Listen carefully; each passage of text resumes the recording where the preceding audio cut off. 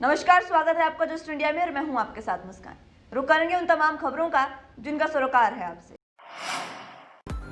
खबरों के प्रायोजक हैं आरोग्य मास्क लगाएं, कोरोना से सुरक्षित रहें। Kamal chalk industries, a trusted school of chalk, manufacturers and suppliers of chalk, colour chalk, duster, mask, sanitiser etcetera. Asian colour coated Ispat limited, आपका विश्वास हमारी पहचान। मेडिफिर international, taken a step to keep you safe from corona virus.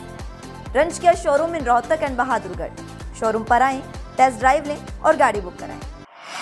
Yamunanagar में हरियाणा विधानसभा के उपाध्यक्ष रणबीर सिंह गंगवा ने कहा कि सरकार द्वारा पंचायती राज संस्थाओं के चुनाव में बीएससी वर्ग को 8% आरक्षण देने के निर्णय से समाज की हिस्सेदारी बढ़ेगी।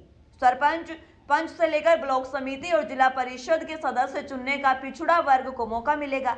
इसलिए पिछड़ा वर्ग समाज के विभिन्न संगठनों की ओर से आगामी 29 नवंबर को हिसार के पुराना राजकीय कॉलेज मैदान में सम्मान समारोह का आयोजन किया जाएगा। इस समारोह में पिछड़ा वर्ग समाज के लोग हरियाणा के मुख्यमंत्री मनोहर लाल का अभिनंदन करेंगे। इस कार्यक्रम को लेकर पिछड़ा वर्ग के लोगों में भारी उत्साह भी देखने को मिल रहा है। पंचायती राज के अंदर आरक्षण दिया गया है। ये बहुत पुरानी मांग पिछड़ा वर्ग की थी।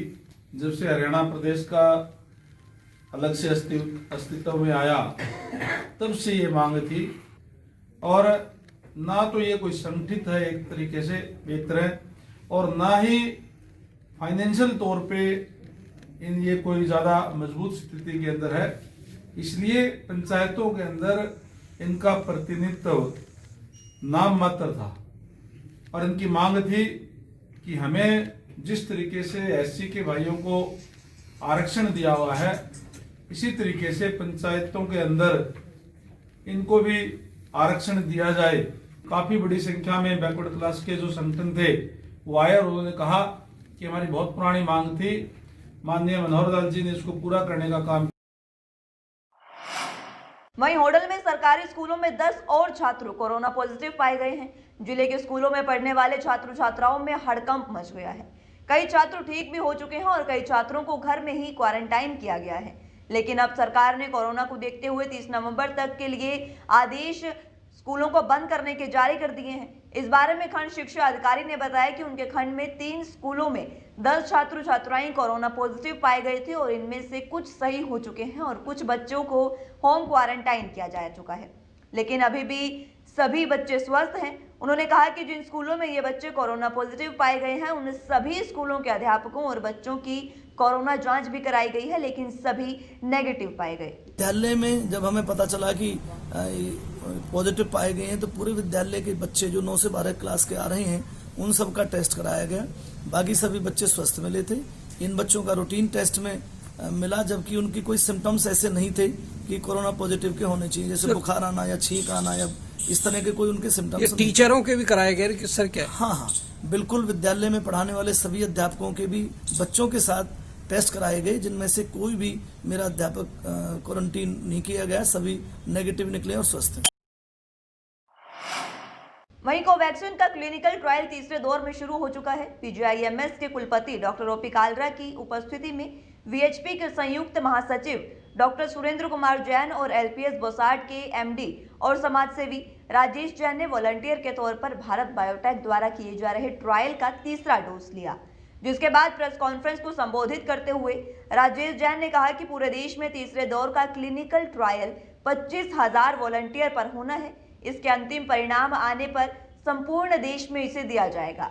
देश के नागरिकों से अपील करते हुए उन्होंने कहा कि खतरा अभी टला नहीं है, पूरी सावधानी बरतें, सामाजिक दूरी बनाए रखें, मास्क लगाएं और समय समय पर हाथ धोते रहें।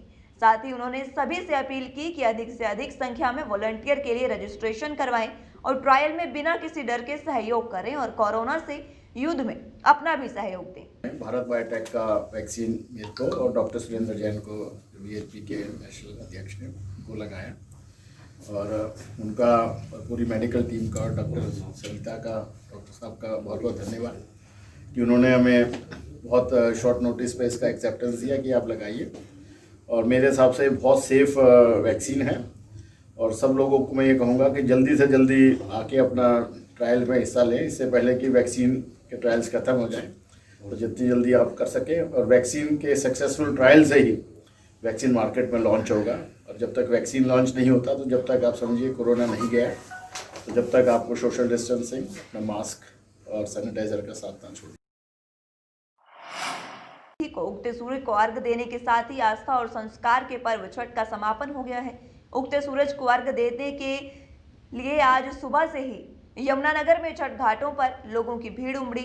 4 दिन चलने वाले छठ पर्व के दौरान 2 बार सूर्य को अर्घ दिया जाता है। पहला अर्घ षष्ठी तिथि के दिन डूबते हुए सूरज को दिया जाता है, जबकि दूसरा अर्घ सप्तमी तिथि के उदय सूर्य को दिया जाता है। इसी कड़ी में नदी, तालाब और नहरों पर यमुनानगर में बने छठ घाटों के पानी में उतरकर महिलाओं ने भगवान भास्कर को अर्घ देकर व्रत का समापन किया। 4 दिन वाले इस पर्व के लिए तीसरे यानी शनिवार को डूबते सूर्य को अर्घ दिया गया। हमने 13-14 साल हो गया व्रत रखते हुए। जैसे रखते हैं घर में सुख शांति वास्ते रखते हैं, कोई मन्नत मानते हैं, इससे पूर्ण हो जाती है, हमारा हर एक साधना पूर्ण हो जाता है, जो चाहते हो हमारा सफल हो जाता है। इससे बहुत आशा रहता है, छठ मैया बहुत कुछ देती है, बिना मांगे भी देती है, जो मांगो वो मिल जाता है। पर रहेगा, कोरोना खत्म हो जाएगा। अब छठ माता की पूजा हो गया, अब कोरोना रहेगा ही नहीं, दुनिया से चला जाएगा, सुख शांति मिलेगा। इसलिए मनाया जाता है कि छठ माता बच्चों को सुख शांति रखती है, और जैसे बच्चे जिसका नहीं होता है उसका बच्चे भी हो जाता है माता की व्रत रखने से, और बच्चे भी बुद्धि ज्ञान भी होती है। वहीं कुरुक्षेत्र में ब्रह्म सरोवर पर उगते हुए सूर्य को अर्घ देकर आज 3 दिन बाद छठ पर्व समाप्त हो गया है। 3 दिन तक चलने वाले व्रत को लेकर आज छठी मैया की पूजा अर्चना की गई। ब्रह्म सरोवर घाटों पर छठी मैया के गीत भी गाए गए। श्रद्धालुओं ने उगते हुए सूर्य को अर्घ भी दिया। छठ महापर्व की आस्था घाटों पर बिखर गई। घाटों पर श्रद्धालु सुपकर, फल, ठेकुआ, कसार सजाकर पहुंचे। इन्हें छठी मैया को अर्पित किया गया और श्रद्धालुओं ने उगते हुए सूर्य को अर्घ देकर अपना व्रत समापन किया। वहीं हरियाणा पुलिस द्वारा सिरसा जिले में 2 ऑनलाइन साइबर फ्रॉड करने वाले गिरोह का पर्दाफाश करते हुए इसके 11 सदस्यों को काबू करने में सफलता हासिल की है। पकड़े गए आरोपी भारी संख्या में लोगों से अमेजन, पेजैप, धनी जैसी ऑनलाइन कंपनियों के जरिए ठगी करते थे।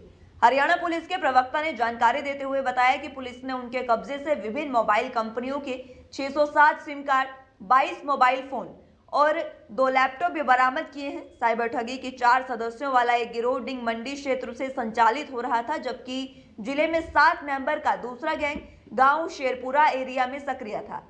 अब तक की पुलिस जांच में पता चला है कि पकड़े गए आरोपियों ने विभिन्न कंपनियों के सिम जाली दस्तावेजों के आधार पर प्राप्त करके उन मोबाइल सिमों के माध्यम से अमेजन, धनी, पेजैप जैसी ऑनलाइन कंपनियों द्वारा आमजन को नगद राशि के रूप में दिए जाने वाले लाभ को खुद प्राप्त कर ठगी की है।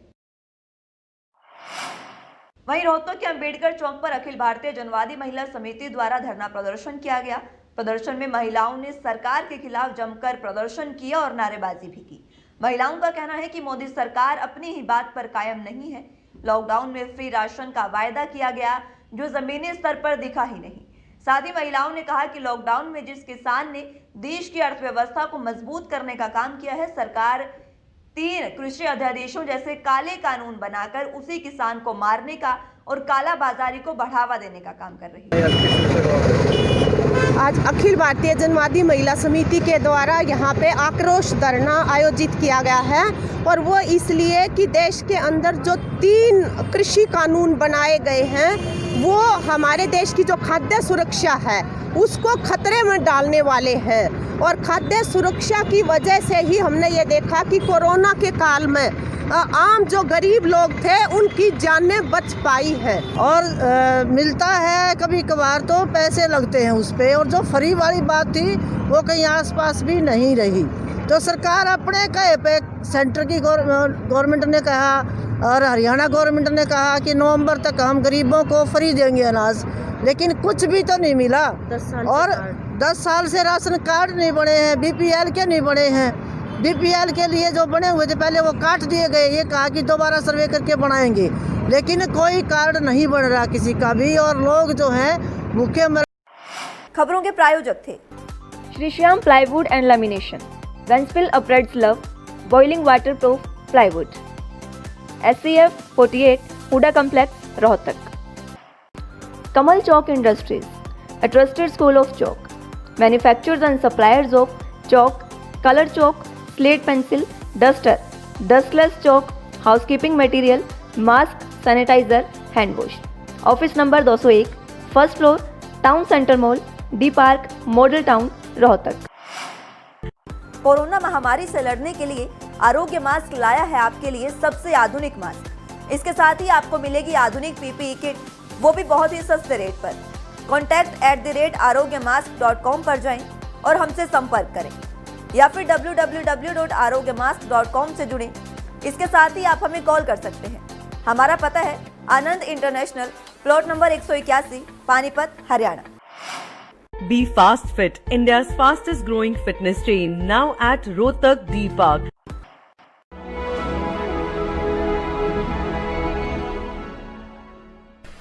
चाचा, आपने नया घर बनवाया है तो घर की छत पर कौन सी शीट लगवाई है? बेटा, मैंने अपने घर की छत पर एशियन शीट लगवाई है क्योंकि वो कभी न मिटने वाले ओरिजिनल निशान की चादरें हैं। साथ में ISI का चिन्ह, 5 साल की वारंटी के साथ साथ पैसों का सही मूल्य देने वाली वही इकलौती शीट्स हैं। क्योंकि नाम नहीं, पहचान जरूरी है। फिलहाल के लिए इस बुलेटिन में इतना ही। जुड़े रहिए जस्ट इंडिया के साथ। नमस्कार।